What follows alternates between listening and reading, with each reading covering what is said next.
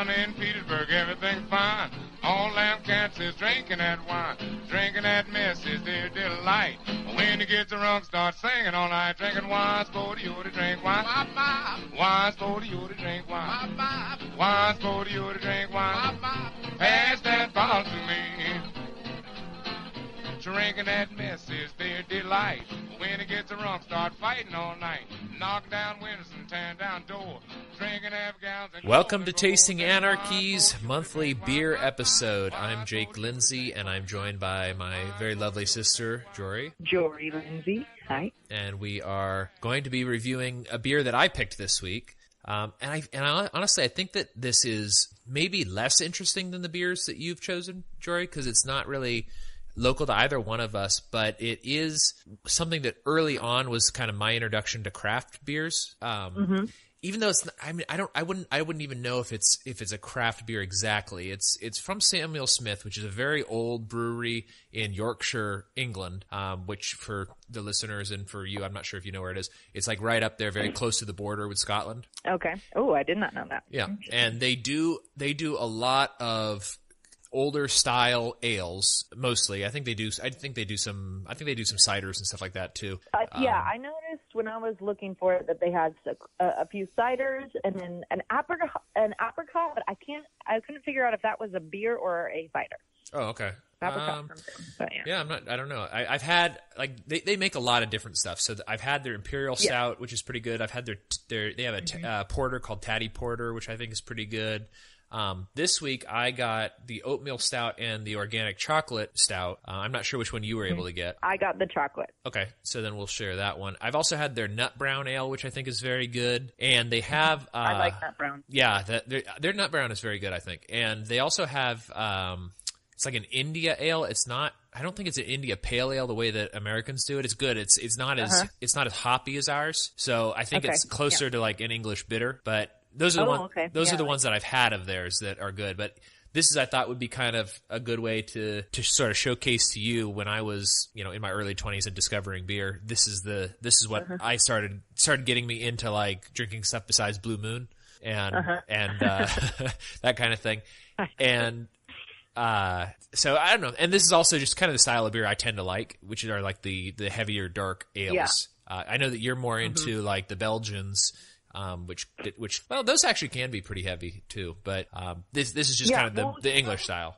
I don't usually like the heavier Belgians, but I do. I used to really like porters and stouts. That was my go-to, unless I was drinking like Corona Light. Yeah. But I would, if we went out, I would get a porter, a stout, and then after having August, they became a little sweet for me. Oh, okay. Do you know if that's a common thing that like when somebody has a kid that their tastes change? That. Huh. Yes, that's interesting. I have heard that because I remember when right after August was born, when Mom and Dad came to visit, we went back to Hopcat, and I was like, yes, I can finally taste beers. And I had all these, and mainly porters and stouts were what I was excited to taste. Yeah. And I got 3 samples because I was with Mom and Dad, but also because I was, it was very early. And they were all the porters and stouts, and I was like, oh, like I liked them, but it wasn't what I remembered for some reason. And then that's kind of when I started branching out a little more and recently been getting into the lighter Belgians, like the Saisons and I like sours and I like Hefeweizens and stuff like that. Yeah. Well, that's interesting because I don't know if it was, obviously it wasn't because I had a kid, but I later on, like I started getting sort of sick of stouts and porters and that sort of stuff and ended up switching into like Saisons, particularly like really farmy, unusual Saisons and the kind of like funky sours. I like that too. Well, I wonder if it's more, I'm sure that it does have to do with your taste buds changing a little bit, but I wonder if it's more like the desire for more complexity and more unusual stuff. Is that like you start getting used to it? Yeah, I think it does have to do with that as well. And I don't know if it's because, I didn't drink for 9 months, so I kind of forgot, or if a porter, a stout was probably one of the first beers other than something like Blue Moon or, the normal beers that I tried. And I was like, oh, yeah, I like this. And so that's what I stuck to. So I'm not really sure if that's what it was, why that is the kind of beer that I thought that I like, which I do still like it. There's still several ones I like. I've been sipping on this chocolate since we started, and it's pretty nice. We'll talk about it in a second. Okay. Well, you can talk about it right now if you want. That's all. I just sort of wanted to give an introduction to why I chose these. So what do you think about the chocolate? I like it a lot, and it doesn't seem super duper heavy. I do definitely taste the chocolate.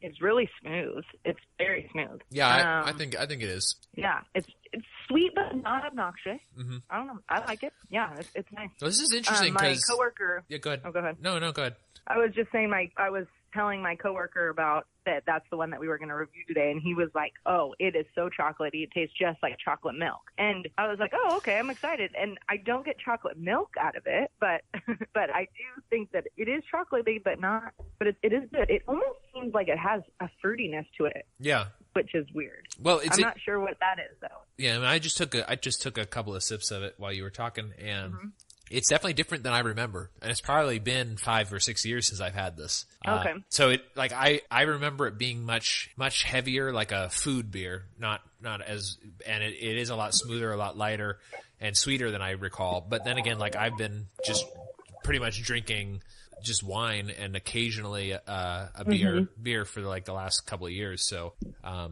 I don't know, it's interesting. And then you didn't get this one, but I also got the oatmeal stout that they make, and this is also it's also completely different than how I remember. It's not bad. It's a little bit it's more carbonated than the chocolate stout and a little bit lighter, but it's still very good.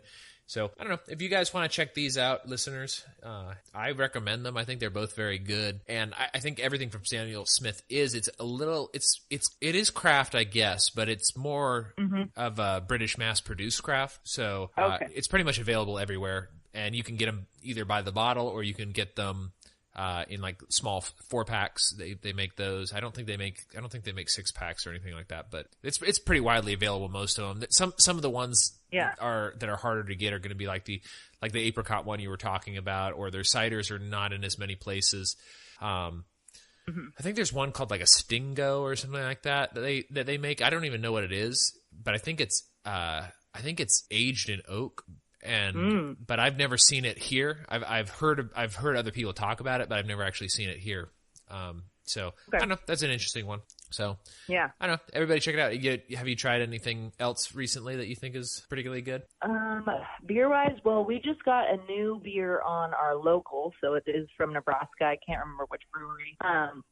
And it's called the Kalike, which is on our menu described as a golden ale, but I keep on saying we need to add that it's a Belgian golden ale because it tastes very much like a Hefeweizen to me, which is a very different taste than a different, like we had another Belgian ale on that was completely different. And so I was like, we need to add Belgian on here. Yeah. And so that one was really good. And then other than that, sorry, I'll just, that's all right. She's joining in. Yeah. Yeah. So other than that, we have constantly changing ones. So I tried an oatmeal stout the other day that was delicious, and I can't remember what it is now. And I remember and I was like, oh, I haven't, and I think I just hadn't tried an oatmeal stout. It was a nitro oatmeal stout. It was called, the name of it is a black hole, a forming black hole, which I don't know what it is, but my guest told me that. I called it the Calypso. Oh, okay. Because I said it wrong, and he goes, no, it's pronounced Calypso or Calypso, whatever. I didn't say, because he said it's a forming black hole, and I said, oh, I didn't know that. Okay, perfect. Okay, but that one was pretty good. I'm pretty sure that one was by I don't remember. It might be White Elm, which is another Lincoln brewery. This actually is a good talking about local breweries is a good segue to the article that I read in our former local newspaper, the Mountain Democrat, which I think that's out of Placerville, isn't it? The Mountain Democrat, or is it somewhere? Yeah, okay. Yeah, I believe so. No, I think that's right. Okay. Well, they are reporting on a new. I guess they already had one of these for South Lake Tahoe because South Lake Tahoe has a whole bunch of breweries. But they just released a new Dorado Ale Trail map for the new. Oh. Yeah, so they've got. It's just basically you can follow it and go to all the breweries in the area. I think it's actually kind of funny because it does have one brewery in El Dorado Hills, our area, Right. which I didn't know that there was a brewery in El Dorado Hills. I didn't either. And then, Interesting. and then almost all of the other ones are in Placerville. So, Okay. yeah, so it's funny, but I'll go ahead and read them off, and you tell me if you recognize any of these breweries. Okay. So Okay. the one in El Dorado Hills is called Maraz Brewing Company, M-R-A-Z, Maraz. Okay. Or I haven't heard Maraz. that. Yeah. I've never heard of this one either. Then also another thing, there's nothing in Cameron Park apparently. Yeah. And I'm not Cameron Park. yeah, exactly. It's Cameron Park. I'm not super surprised by that, but at the same time I kind of am. I don't know. Like, so I was like, that's kind of weird. That there's You just feel none like of you there. need a middle ground. Yeah, well, cause like, we when you and I were kids, we almost never went up to Placerville, but we went up to Cameron Park all the time. Right. We did go to Cameron Park all the time. And then I remember when we swam up there, it was so far to go to swim practice every time. Yeah, when we swam with the dolphins. And it seemed just like, Mom would pack us snacks. Yeah. But now it's, Janie and Jody Beth both live up there, and it's like a zip. Yeah, And I was exactly. like, why did we think it was so far to go up to Placerville? Well, yeah, I remember that. And you remember when we, was it Rancho Cordova when we slammed for the Marlins? Yeah, and That was, I feel like that's even further. Yeah, that seemed like a long drive too. And now just thinking about it, because it's like when Victoria and I fly into San Francisco, and it's a drive, but it's at the same time, it's just kind of like, oh yeah, it's just in San Francisco, not a big deal. It's like an hour and a half. Yeah. 2 hours with traffic. Yeah. So right. It's just weird to think of like when you're a kid how much further something is than when you're an adult. Yeah, definitely. Which is funny because I think the same thing, like, oh, San Francisco, no big deal. But then when I think about, oh man, I have August, it's way different. So I'm like, we're actually going in about 2 weeks on a little whim trip, but we're going to fly into San Diego and drive with Mom. Oh, okay. Down, and so we'll see how that drive goes. Okay. Well, hopefully you'll be back in time for me to be. I'll be back in Lincoln to see you. I'm excited about that. I think that's gonna be fun. We actually still haven't gotten our tickets, but I think Victoria's got that perks at work thing, so we're gonna try to use that to get tickets and get points for it. So I think that'll be a lot of fun. Yep. Anyways, back to the Ale Trail. After we, this is how our conversations go. That's a Lindsay conversation. Yeah, exactly. So, I'm going to say Mraz or Maraz Brewing Company. That's one in El Dorado Hills. So when we're up there, we need to go check that out. Yeah, definitely. Support EDH. So absolutely. Then this is the first one in Placerville, Golden Hills Winery and Brewery. Okay. I don't know this one, but I actually happen to. I read about what's going on in the alcohol industry in places where like I'm interested. And I'm interested in El Dorado County. And then there's actually a lot going on in Amador County now as well, which is the county just south of El Dorado County. And this winery and brewery has come up not specifically because they're good or bad. I don't really know, but because their gimmick is that they do since like 2003 they've been doing craft brew and wine, which is pretty long time for the craft brewing movement. Like there wasn't really that many local breweries. What did you notice? What kind of beers they do normally? No, I didn't. I didn't look it up. I just they happened to mention it in another article of basically what's going on with wine in El Dorado County, because actually El Dorado County has a lot of world class wineries, and there's a couple that actually make really good BDX style wines, which is like the Bordeaux style. They're not the same as the Meritage ones, but it's in that style. So but their whole selling point is that I guess that like. They were like, well, we couldn't get guys to come out with their wives to the winery, so we started offering craft beer, and that attracted them to come out as well. And so we now see a lot more sales in wine because we're also selling the beer, and the beer attracts a certain type of people, and the wine attracts a certain type of people. And if it's both here, then they'll both come. Yeah, that's a good insight, especially a good insight for gimmick. Especially from that far back. Somebody realized that. We can do both of these. Because that is kind of on the fringe too of the, this craft beer in the last 5 years has just exploded. Yeah. Well, when Mason and I, it was the hipsters. When Mason and I first started getting into the craft brew, there was, I think two, maybe three craft breweries in Virginia Beach and Norfolk area. O'Connor's was the big one. Smart Mouth was pretty big, but Smart Mouth was started, I think, by a guy who was like graduating class just one above me. And okay, wow. And then they had just opened. It was it used to be called Beach Brewing, and then they got sued or something like that, and they changed it to Reaver Beach Brewing. Okay. And then maybe 3 or 4 years after Mason and I were starting to really get into brewery, they just started popping up left and right. The Young Veterans opened up, and then Rip Rap opened up, and there's like 5 or 6 new ones in Norfolk. And during that entire time, Mason and I were like, they're gonna like saturate the market. There's gonna be a peak, and then it's gonna collapse. And so far, I haven't really seen that. The only thing that was like an unusual thing was, Green Flash. Green Flash, yeah, they moved here. Oh, okay. So they actually opened one up in Virginia Beach as well. Yeah, and they opened one in Virginia Beach, and it closed and moved to Lincoln. Well, from what I understand, the reason that the one closed in Virginia Beach was because there was some sort of like embezzlement going on. Oh, I did hear about that. And they had to declare bankruptcy and restructure or something like that. Yeah. So I did hear. I can't remember because I know people who. Did it change owners? Because I know that it's the same brewer, like technical, like recipes, I suppose.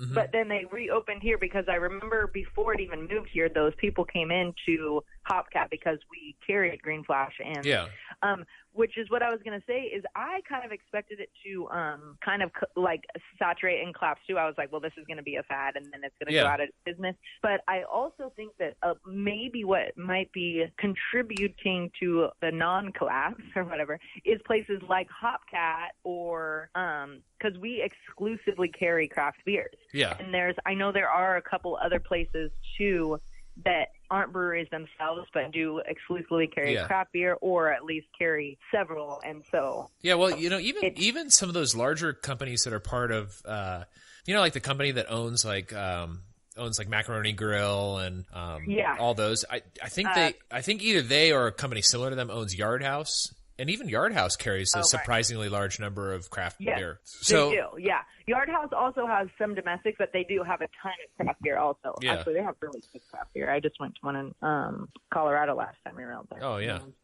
Mom sent me a gift card for whatever the company is that owns Yard House, and I was like, oh, well, we can go there and get a drink or something, because we're not. Yeah, I know. That's not really our that gift card too. Oh, cool. They don't have one here. I was like, dang it. So we have to go to Cheddar's. Oh, Cheddar's, okay. Which is, I think that was like the only one that we have around here. Macaroni Grill, I think, is in Omaha, so we might save it and go there because I do like Macaroni Grill. But well, let's come back to Cheddar's is good too. But let's come back to the question of the brewery collapse, because I have another idea on that's also part of the notes. But let me read off the rest of these. So we've gotten 2 in and then sidetracked twice. So Mraz or MRAZ, however you say it, in El Dorado Hills, Golden Hill Winery and Brewery in Placerville, Outbreak Brewing in Placerville, Placerville Brewing Company. We've actually talked about this next one, Jack Russell Brewing. They have 2 locations, downtown and then up in Camino. I guess the Camino one is their farm, so that's where they grow some of the stuff that they put in the beer and just food in general. Stash Brewing Company, Solid Ground Brewing, El Dorado Brewing Company. I'm sorry. So Stash Brewing is in Garden Valley. Solid Ground Brewing is in Diamond Springs. El Dorado Brewing is in Diamond Springs. Then they list Jack Russell again, but it's the farm that's up in Camino. And then there's a new one opening up, or it may have already opened up in Camino, called Highway 50 Brewing. Ooh, I like that name. Yeah. Yeah, I think that's a good one, especially since the freeway or Highway 50 is like an integral part of us growing up in that area. Yeah, exactly. I think that's why I like it. Yeah, it was cool. So it's neat. The article, there was actually one thing that they said in the article that I thought was hilarious. That oh man, did I lose it? No. I thought I lost the article, but no. So they basically what they were asking one of the. The way that she phrased this, they were talking about Golden Hill Winery and Brewery, and they were interviewing the lady, and this was from the other article. They were interviewing the lady, and she was saying, She's like, yeah, women wanted to come to our winery, but they couldn't but their man wouldn't come. So in order to get their man to come, we decided to introduce beer. And I was like, this is so funny because like my mindset on the culture of California has changed so much since I haven't lived there in a long time. And, but when I read quotes from people particularly from like up the hill in California or in Northern California, they just sound so normal. But like compared to like people from the Bay Area or Los Angeles, when like I read stuff about people from the Bay Area or Los Angeles, I'm like, how do these people function in reality?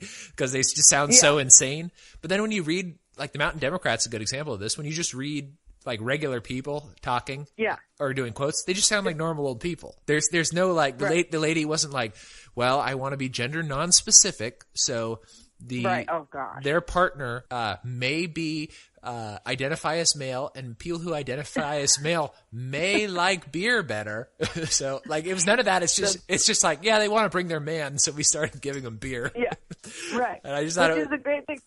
It was very funny. That is so funny. That's hilarious. That is so funny. Yeah, but I mean, like, and I also think it's funny that you love wine. Oh, I do. And Yeah, I do. Especially. Yeah. Well, you would think with all the, I guess that's maybe another Northern California, Southern California thing is there's probably more wine snobs in Southern California. Well, I don't know. Well, like most of the good wine. Yeah, most of the good wine comes from Northern California. So it's in Sonoma, Napa, or even El Dorado County now is just really growing. And it's, one of the things that is the advantage that El Dorado County has is there's a lot of the decomposed granite soil, and which adds an interesting flavor to it. And it's gravelly. So like a lot of, if it's a gravelly soil, it reflects a lot more heat up to the fruit. And so it increases the sugar content, which makes it a higher alcohol content usually.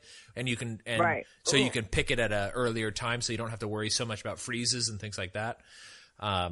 So it's interesting, like the all of the stuff that goes into what makes a area a good wine area. Yeah. And El Dorado County and Amador County too, they have a lot of, but I mean, they're both very large counties, so it does vary from where you are in the county, and you can get a lot like this, I got a Tempranillo from Amador, recently. And I think I shared it with the family. It's 15.5% alcohol by volume. It's super alcoholic for a wine. And, it's really high for a wine, but it's because it gets so hot in Amador. And, but when you go look at a lot of these wines, like over the last couple of years, it goes from 13.5 to 15.5. It just depends on what the temperature was like and when they picked, like they probably picked a little bit late. Because that's very high even for a Tempranillo, which are usually a little bit higher. That's a very high alcohol content, which means they probably picked a little bit later than they should have, and because it had more sugar in it. But it's one of those things. It's just hard to decide when to pick. But what would you say is? What would you say is a average ABV for wine? Well, it depends on the wine. So like Zinfandel, which is California is very famous for Zinfandel. Yeah. Zinfandel usually is around 14. But that's a very high alcohol wine in general. Okay. But then you've got wines, like there's a type of wine called Cahors. I think it's a blend. It's Eastern European. Then there's also a Cahors region in France, which is a region that's a whole other thing. But there's the Cahors from Eastern Europe is usually about 16%, which is pretty high. Yeah. It's a very sweet wine. I'm not a fan of it. But Victoria likes it. And, okay. Well, yeah. Then you've got like like a white Bordeaux, for example. A white Bordeaux can be 11.5, 12%, which is, fairly low. You can get some whites, and I'm sure you can get some reds too. I just am not super familiar with what they are, but you can get some whites that are down in like 9%, like under 10%. Oh, wow. Yeah. So it varies a lot. And it also depends on where they're from. Like California tends to have more alcoholic wine than say like Bordeaux. Bordeaux is gonna be usually on the lower end for their red wine, so it's gonna be 12.5 to 13.5%. But also again depends on the year. If it's a very warm year, it's gonna be higher. I wonder. I feel like people don't realize how high ABV wine is. Maybe not. But I had a guest the other day who was trying to decide what beer she liked, and I brought her a sample of one that was, I think, 5.6% or something. Yeah. And she tasted it. She's like, I like it, but I feel like it's going to be too much alcohol. She had a young baby with her, so I'm assuming she was worried about breastfeeding. Yeah. goes, maybe I'll just have a glass of wine. And I said, oh, well, I mean, that's fine, but our wine is 14%. Yeah. So we only have one. Right.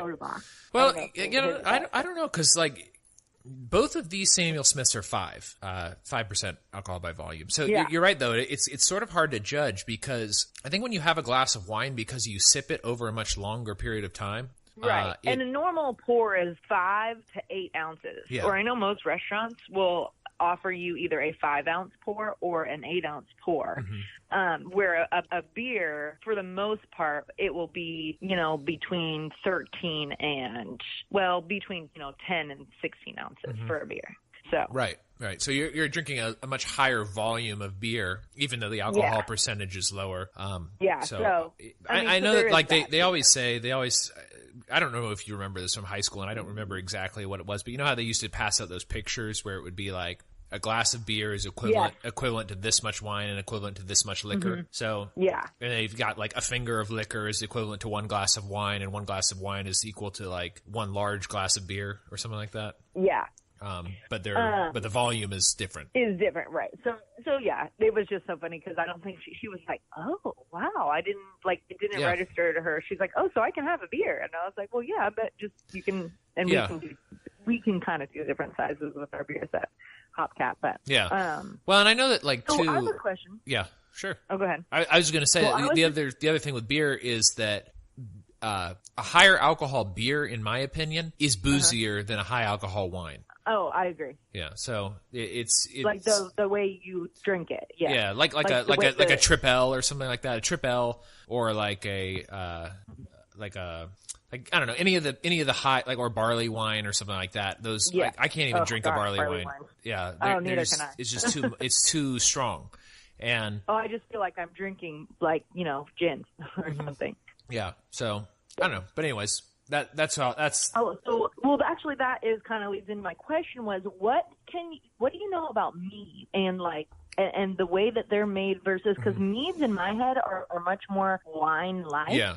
And that's kind of when someone asks me what a mead is at work, we get them every so often. Yeah. So I'll explain it like that. It's more of, and we do actually serve it in a wine glass. Yeah. Mead is closer to wine, I would think.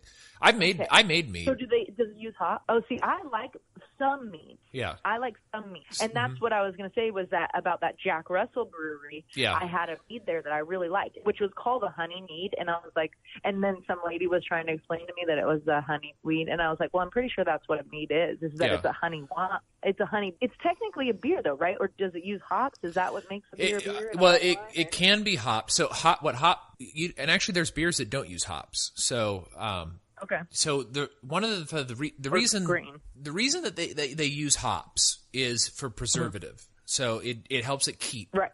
And mead will spoil, but from my understanding, honey honey will last forever pretty much. But what they do is, all alcohol is made basically the same way.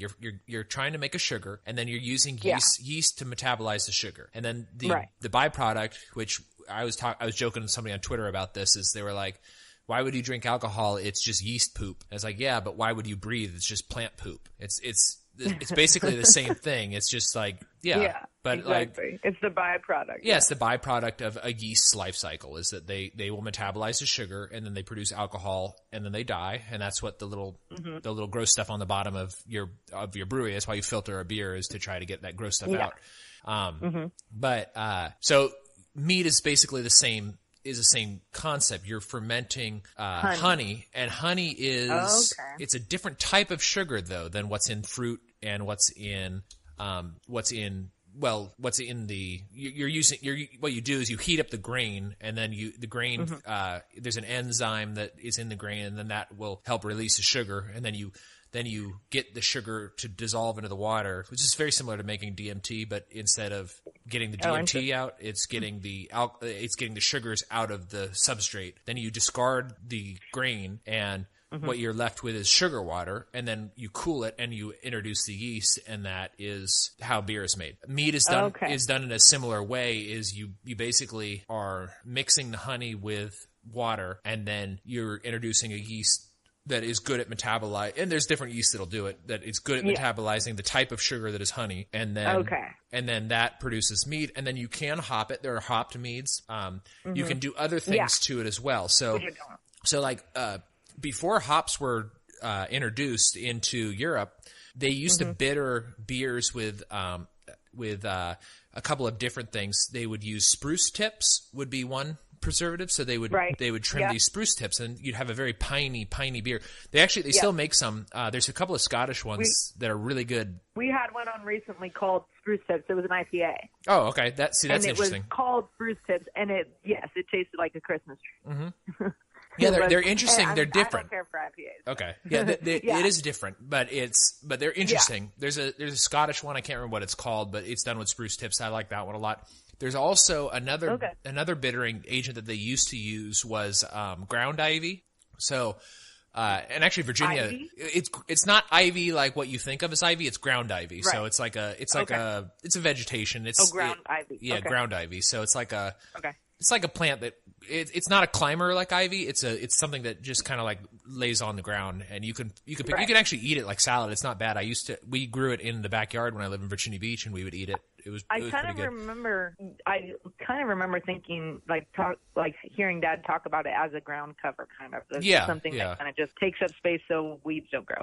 Yeah, and that's basically what you can use it for. It kind of looks like a weed. It's not like decorative ivy. So it's a much softer ivy, and it sort of looks like spinach, kind of. It's interesting. Yeah, it actually tastes pretty good. Like I said, I used to grow it in the backyard, and we would eat it in salads and stuff. It's good. It's bitter. Oh, okay. But it's So they would use that as a bittering agent. In wine, they use other types of preservatives. So they don't use this as much anymore. But there's a sap that they used to include in it. It was like a tree resin. And that's something that like the Romans used to use. This is before they discovered sulfates as a preservative.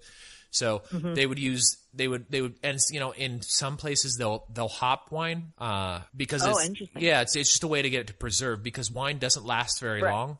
And, unless you put some sort of preservative in it to stop the fermentation process. And, what they use now is they use sulfates I think it's sulfate.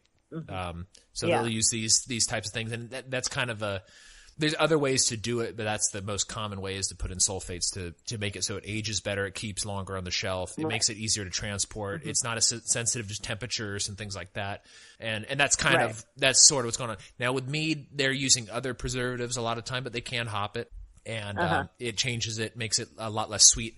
Mead to me is just too sweet. Because that's what I was going to say. I was surprised that there are. So we had one on recently called like baked apple or something that was ridiculously sweet. Like I could not even handle it. But we've had ones on before that are they have a really awesome mouthfeel, and that's what I like about them. They are very sweet. It's not something that I would have a lot of, but I just like the slickness of them. Yeah, it's very viscous. It's very, very viscous. It's like slippery and like light bodied. Yeah, viscous. Yeah. That's a good descriptive word.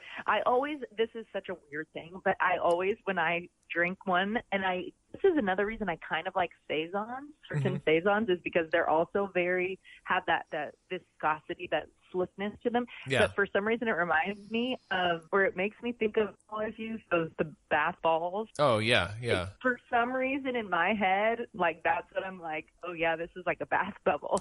Right. Because they had that oil in them, and it for some reason reminded me of that. And so when I drink them, I'm like, oh, bath bubbles, which is probably horrible, because I'm sure a bath bubble tastes horrible. Probably it does. Something about the slickness and the oiliness of it is just, for some reason, when I would imagine that, I just think of bath bubbles. Yeah. I think maybe because playing with them, they were so smooth and yeah. Well, it is like slippery. And there's a lot of wines that'll have that too. Like very light-bodied wines can have a kind of a viscous texture. They have very low tannins, so they don't have that grippiness that a red wine has, and they'll have kind of it'll be more slippery. Like usually a high acidity wine, it'll be more along those lines. But mead is interesting. I've never been a big fan of it. Yeah. I know that like my group of friends really liked I think it was called Viking's Blood, it was mead mixed with cherry juice, and it was just way too sweet for me. And it wasn't like cherry. Go ahead. Go ahead. Okay. I was just gonna say we have a. Go ahead. I was gonna say it was not like it was like a Mendocino cherry, not like a fresh cherry. Yeah. Well, we have one on now, black raspberry nectar. I feel like meads are always like several of the meads that we get are called nectars, something nectar, apple nectar, black raspberry nectar. Okay. But and that one isn't overly sweet. And we've had a couple of sparkling meads on, which I don't care for. They remind me of champagne, and I like them. I do like them actually, but it's not the mouthfeel that I like. Yeah. But this one at Jack Russell Brewery, it was good, and it wasn't overly sweet. And I got it, I ordered it, and then offered it to Jesse and Jody, and they were both like, "Whoa!" Because they are also high alcohol content. But they liked it. But it was there. I think the one there was something like 13 or 14%. Yeah. So. Yeah. I mean, it's basic. I think a lot of times they bill it as a honey wine. It just depends on where you go. So here they did call it a honey wine, I believe. But I mean, you can get some meads that are like a demi-sec, and I think the demi-sec ones, like the semi-sweet, are like 20. They're like 20% alcohal, which is they're really high, but they're dry. So they're dry. Yeah. Have you ever had a plum wine? Well, I've had a lot of fruit wines. I don't know. I'm not sure what you mean by plum wine. So this is kind of the interesting thing about fruit wine is that grapes are a little bit unique in basically all fruits will ferment, but most of the time, most fruit won't ferment in the correct way to make a wine. So, so when you have like a plum wine or a blackberry wine or something like that, usually what's going on is they're making a wine either using sugar or using some sort of grape, and then then they add a syrup to it, or they'll add fruit juice. So kind of like, you know how like a lot of lambics for the American market, they'll add syrup and it'll be very, very sweet, very fruity. So a lot of those will do that. Like there's a blackberry wine made by Chateau Le Cabin in Virginia. They make a blackberry wine that I think is really good. Actually, I think I did an episode on it, but it was also way sweeter than I remembered, and my taste has gone much, much, much less fruity than it used to be. And then I'm starting to kind of come back around because now I'm like really into Portuguese wines, which tend to be very dry but very fruity. So it's like I'm going through like a cycle right now of like what I like. Yeah. Like, I haven't had a Cab Sauv. Like Cab Sauv used to be, when I first started the show, Cab Sauv was like the only thing I would drink.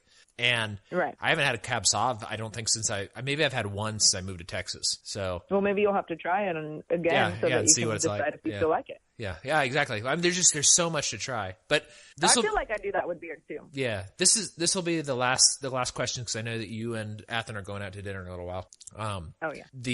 So this kind of goes back to what we're talking about, is about like local and like the local market and the collapse or whatever of craft breweries and that sort of stuff. But I was kind of thinking, I just wanted to float this idea out for you and for the listeners. Is something I've been thinking about lately. Is it seems like in American culture there was this sort of shift to the Applebee's cultures, is what I'll call it. Like every town has an Applebee's. So there was just this sort of like homogeny in the United States where no matter where you go, it's all the same. And it was kind of like this. I think when we were like a little bit older kids, this was what was going on, is that you were building all these kind of small communities along the freeway, all of them cookie cutter, all of them the same. They got an Applebee's, they got a Chili's, a Subway, a McDonald's, and every single one's like that or whatever. And you were seeing a lot of these kind of local flavor places kind of closing down and going away. Do you see kind of a resurgence of the localism happening with sort of the craft brew movement and also the like local alcohol, local wine? It seems like coming along with this, and one of the things that I was reading in the Mountain Democrat about this was like a lot of these breweries and wineries and that type of thing also sell other local products, and they're saying like, hey, this is like whereas like everything was becoming homogenous for a long time, so you can go and still there's going to be an Applebee's everywhere pretty much, but everything was becoming homogenous for a long time. But then since the internet made it really easy to discover local stuff, and then people started really appreciating their local area, you saw sort of, and it's sort of like breweries are kind of on the forefront of that, is that everywhere I go, and actually I think you're sort of the same way with this, is everywhere where you or I go, or when we're going, is we want to check out what's the local beer. Like, even if we're not going to the brewery itself, we're going to like a restaurant or something like that. We're like, oh, well, what do you have local?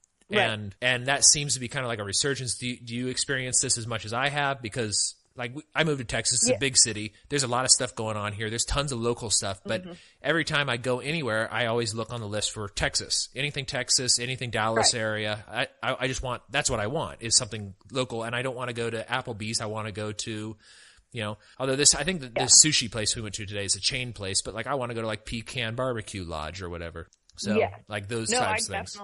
I do definitely agree with that. And I know at, like, for instance, Hopcat, people come in, our menu is set up, we have 30 local beers and they stay on. They're consistent. And then we have the rotating menu, which is the other 100 beers. And, people do come in all the time, and I definitely agree, because it's almost the first question everyone asks, especially from out of town, are like, what do you have that's local? And I'm like, oh, well, perfect. We have this 30 local beers, which we also have other local beers on our rotating, but it's really easy for us to point us there, and it's a super common question. Yeah. And then I also definitely would rather go to a local, whatever restaurant versus something like an Applebee's.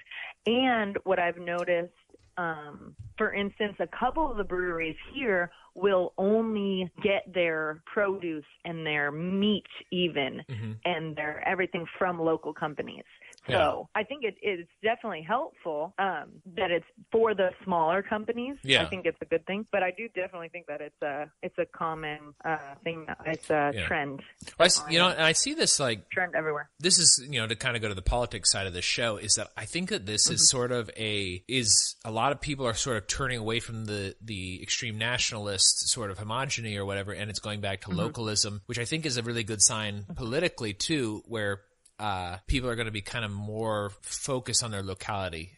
Is like I think they see that like how toxic it can be to be focused on like national politics, for example, as opposed to local politics, because like we've got a big family, we've got a lot of people that particularly my political like beliefs or whatever, like they're so polarizing in a lot of ways, but like I get along very well with everybody in our family, and talking to our cousin, Paul's kid. So, I talked to him, and he and I are so drastically opposed on politics, but we get along. Yeah, Sasha. I don't know if I don't know if I should use that or not. I might beep it out, but, okay. We're Sorry. It's okay. I wasn't sure if I wasn't sure if I would use it. I might cut it out, but like he and I are so drastically opposed to each other on politics. And like I see his point of view is dangerous and violent. Yeah. And but because he's a Bernie Sanders liberal, and I'm sure he likes like AOC and all those types of people. Whereas like, and I like those people to me represent people who are going to steal from me and oppress me and force the one size fits all, like away from the localism, away from the individual choice kind of thing. Because it's like, Bernie Sanders very famously was like, well, why do we need all of these different types of deodorant? All we need is like one type of deodorant for everybody. Yeah. And his implication is that he's going to pass a law to make it so there's only one type of deodorant available. That seems crazy to me. But anyways, like in our normal lives, when like Sasha and I would interact, we get along great. The one time that we don't get along great, and I think this is is a really good example of where this is a problem, is when it comes to electing federal people, basic rulers on the federal level. Is that if Sasha loses, he doesn't get the things that he thinks is the most important thing, although I don't vote because I'm an anarchist, but if my people don't get elected, or the people that I think would make things better don't get elected or whatever, and his people get elected, then those people are oppressing me. And so the fact that we're fighting over who is going to rule the other person, it makes it so it's very difficult to have a harmonious relationship. Whereas on this kind of, on like a localism level, when you kind of just focus on your locality, Sasha can, he lives in the Communist Republic of Seattle, and that's fine. Yeah. And I like visiting Seattle. It's fine. But, but I lived in LA. Well, exactly. So the Communist Republic of LA, the Communist Republic of California. Exactly. But so I think that like, I see the movement of local beer, local wine, people being interested in these, like Like like France makes really great wines. Napa, Sonoma makes really great wines, but I see like a lot of focus now coming in on local wines and in places that you don't really think of wine or good wine being produced, like Texas.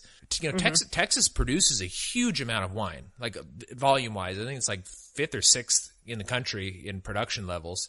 And it used to be a lot of plunk, which is like not great wine. It was made for like Franzia or whatever the box wine is, that people like. Which honestly, I don't think Franzia is the worst. I think a lot of box wine is pretty good, but it's okay. It's okay. It's passable. I mean, it depends on what you are. Yeah. Yeah, exactly. Like if you're, what you're looking for. Yeah, I mean, like you can make a great sangria out of Franzia, and Franzia's got like good red blends and. For a sangria, that's perfect. But then again, like, you're adding rum and all this other stuff to it, so it makes it different. But anyways, but that's sort of like that was sort of my closing note, was like the whole turn toward localism, I think, is going to be very healthy for both getting a lot of really uniqueness, and it's going to make it more fun to do things like road trips. Like one of the things I want to do is drive up to see you and just kind of like stop in little towns. I got to do it. I don't think Victoria is interested in the drive because her back gets stiff and stuff like that, and she doesn't really want to be in the car that long. But like I like driving and just kind of seeing what's along the way, taking the smaller roads and stuff like that, and just getting a little local flavor. And I see like kind of a resurgence of that. Although demographic shifts, it's a lot of people moving into metropolitan areas. So I don't know. Well, I guess we'll end it on that note. I just thought it was an interesting thing. I kind of made this connection in my mind that like the uptick in local beer, uptick in local sourcing of food, all this sort of local stuff is kind of hopefully a trend that is turning people away from the federal government and more, even if they are going to still be involved with politics. I would much rather it be on a state and local level than on a federal level. So, anyways. Yeah, I totally agree. Yeah. So. And that's it. And that kind of connects to like I don't remember if it was you that I was talking about this with or who, about how different states have such weird different liquor laws. Oh yeah, and stuff like that, which is just another connecting thing. Is like, why the federal has their laws. Like, why are you regulating what's in our country or like our state or our region? Because it really does make a difference. Some of those federal laws just don't make sense in certain places. Yeah, there's actually some, I won't get too much into this, but there's a lot of really interesting law changes coming through. Mason and I on the show follow a lot of the local and state regulatory issues. So there's a lot of stuff still left over from prohibition, and that's so interesting. It is interesting. You're thinking this, this ended almost, 80, 90 years ago, I guess. I guess it would be, well, however many years ago. Well, I guess 80 years ago, Prohibition ended, and we still have a lot of those laws left over. And it's interesting to kind of see like the position that you should come down on. So like there's a case going on, I think in Kentucky. I might be wrong. It might not be Kentucky, but it's going to the Supreme Court. Or actually, it may have already gone to the Supreme Court, but and it's for like direct sales. So one of the laws in this state is that in order to sell wine in the state, you have to live in the state. And it's kind of a weird law. It's basically set up so that it's difficult for large multi-state companies to sell wine. And and then they can charge a higher price if there's less competition and that sort of stuff. So they're bringing it to federal court to get it to say that this is a violation of the Interstate Commerce Clause, which is, a Constitution thing. And I kind of am of two minds of this. On the one hand, I have experienced this. It is super hard to send wine to people in Virginia in particular. Yeah. And just out of state, it's really hard to send wine because you have to have like a special license to do it. It's crazy. So because I recently was trying to get some wine to Mason. I was trying to get some wine to a buddy of mine who lives in LA and from Texas. And it's to do it legally is very, very difficult. So I'll leave it at that. It's difficult to do it legally. So so you didn't do it. right, exactly. But but I'm of two minds of this. Like, I think that the people in Virginia should be able to decide what they want to do in that regard. But on the other hand, like Right. I'm an anarchist. I believe in like the individual. I should be able to send my friend in Virginia some wine, like from Texas. I just want him to try it. It's interesting. It's a novelty, and I want him to be able to try it, and I should be allowed to do that. But I don't. But then on the other hand, I don't want the federal government coming in and telling the state that they have to let that happen, because I would prefer the states to kind of do it. So it's a tricky position. So, sometimes the federal government does stuff that I like, but I think I would prefer them to never do anything and just allow states and localities, because state can be just as oppressive as the federal government. It's just on a local level, it just doesn't affect as many people. Yeah. So, all right, well, let's leave it at that. So, our beer today was from both of them. Well, I had two. One was Samuel Smith's Oatmeal Stout, and the other one was the one that Jorie and I shared, which was Samuel Smith's Organic Chocolate Stout. I think they're both great beers. I think they're good. As I've been drinking, I definitely get a chocolatey aftertaste, like it's left in my mouth. So. Yeah, it is. It's different than I remember, but I did enjoy them both, and it's kind of nice to drink beer again. Do you have any final thoughts, Jorie? Nope, I think this was a great episode. Yeah, I think it was a good episode too. So I'm going to put this one out probably on Friday, which will be on the 8th. Well, actually, I do have a final thought. Sure. It was just that not so long ago, Jessie she left me a message that I didn't pick up. She called me. I didn't pick up. She left me a message that said, hey, I was just calling to ask you how a proper conversation should go. And that was her message. And then I called her back, and she didn't pick up. And so I left her a message saying that we should start off on one topic and then get really excited about some other topic and then go on to a different topic and then come back to that other topic and go to a different topic and then go to a different topic, and 3 hours later wind up back at that final topic, which is exactly how a proper conversation should go. And interrupting is totally acceptable as well. Absolutely. So, yeah. That's what this episode was. A great example of a perfect conversation. So I think so too. All right. Well, I will let you go, and I hope that you have a great dinner. Oh, thank you. And we're going to try a local restaurant. Oh, nice. All right. Okay. Well, from me at Tasting Anarchy, everybody, stay free. Drinking half gallons and calling for more. Drinking wine, sporty, you to drink wine. Wine, sporty, you to drink wine. Wine, sporty, you to drink wine. Pass that bottle to me. Hoy! Drink at me. Oh, give me some of that slop. Oh, pass that bottle to me. If you want to get along in Peterstown, buy some wine and pass it around. The age runs up to 49. All them cats, they love sweet wine. Drinking wine, sporty, you to drink wine. Wine, sporty, you to drink wine. Wine, sporty, you to drink wine. Pass that bottle to me. Hoy! Wine, wine, wine. Elderberry. Wine, wine, wine. Cherry, cherry. Wine, wine, wine. Blackberry. Wine, wine, wine. Port and sherry. Wine, wine, wine. Oh, pass that bottle to me. Now down on Gill Street at Willie's Den, he wasn't selling but American gin. One soldier wanted a bottle of wine. He hipped that cat for $1 and a dime. Drinking wine, sporty, you to drink wine. Wine, sporty, you to drink wine. Wine, sporty, you to drink wine. Pass that bottle to me.